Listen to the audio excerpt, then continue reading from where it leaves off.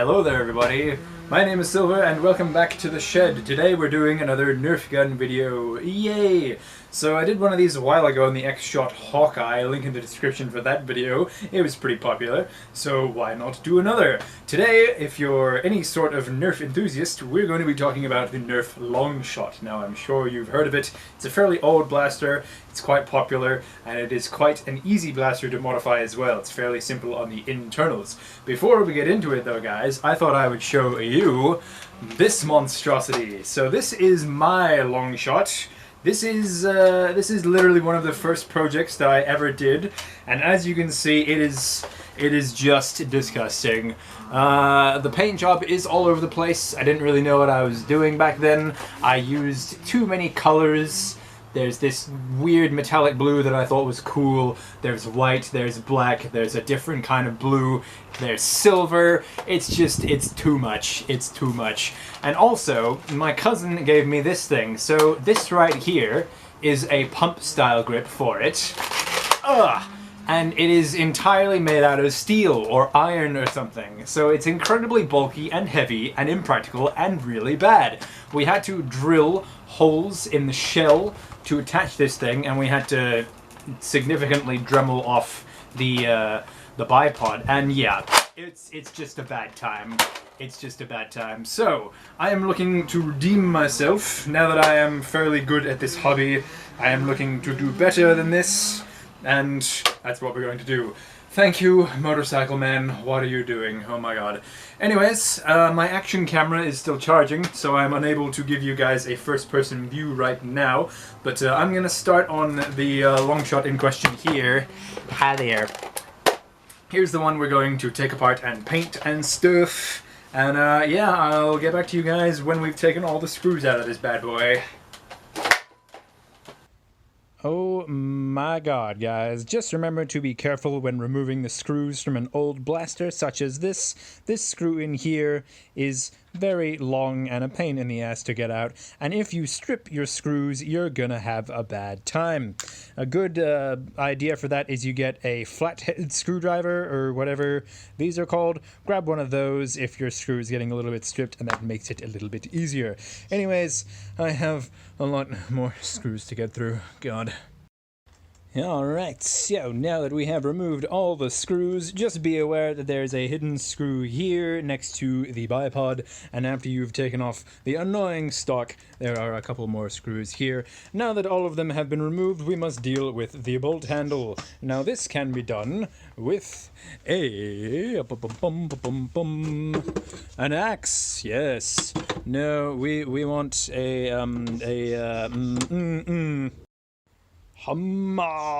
nice big claw hammer. Now, this is a fairly brutal thing, but you are essentially going to pry this poor bastard off. It does take a bit of force, and I don't think I can do it with one hand, so give me a moment.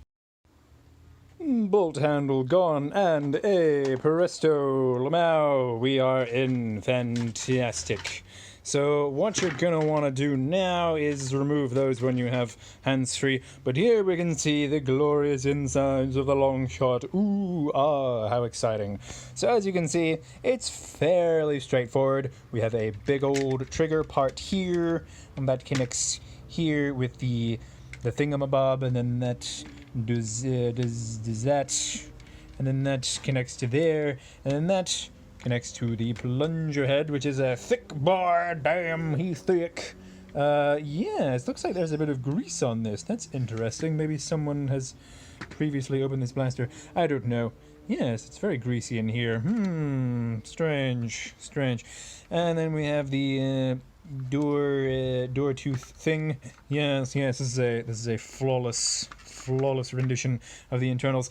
Yes, so that's what the inside looks. If you would like to pause the video or double check if you're reassembling one of these bad boys, but I am going to tear all this stuff out now and get to painting. So, there are various kits for this thing. You can get Full Metal triggers, Full Metal Alchemists, lights, different stop caps and different plunger heads and stuff. I'm not really sure the extent of the upgrades I'm going to do to this thing, but we'll see how we go. Parts can quickly become quite expensive if you catch my drift. An entire metal bolt sled is about $80. That's this thing here, the bolt sled. So, yeah, I don't know about that. But anyways, guys, I'll catch you when this thing is all gutted and we're ready to get painting. Okay, 3 different types of cameras, my phone, my camera, and my action camera, woo! Okay, so now that I have my hands free and we're able to film at the same time, we've removed everything from the blaster, as you can see. We have all the delicious internals here, and here is the bolt sled. To remove the bolt sled from its prison, you need this little metal pin here, and to get that out is kind of a pain in the ass, so I'm not going to do that just yet. You need a small chisel or something and a hammer, and you go and you knock it out, and then you are able to move this around. But yes, you can access the spring through here, but whatever, so we're just going to put that there. But anyways, now that that's all done, we are ready to paint this thing.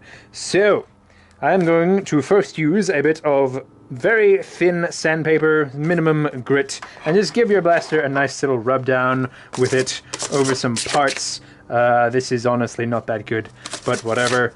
It's always good to just do a bit of that. I'm going to do that. After you've rubbed it down with sandpaper a little bit, it's always a good idea to make sure it's perfectly clean with a cloth and just get all the dust and dirt off it and everything. And then, only then are we ready to start painting. So, I have chosen this. This is Rust-Oleum. This is probably one of the best paints I have found to use for plastic and Nerf blasters. It is a paint and primer in one, so it's always very good. I'm going to go with this green color, and then we're going to hit it with a little bit of silver as well, and it's going to be nice. So anyways, guys, I'll catch you in a few days, or whenever I'm done painting. Woo! Alrighty then, my dudes, it's a few days later and the blaster is done. It's nice and green and looking pretty good. Now, as with my last long shot, you saw that I did way too many colors, so I'm just going to be super simple, and I'm going to hit it with a little bit of silver, and that is all I'm going to do.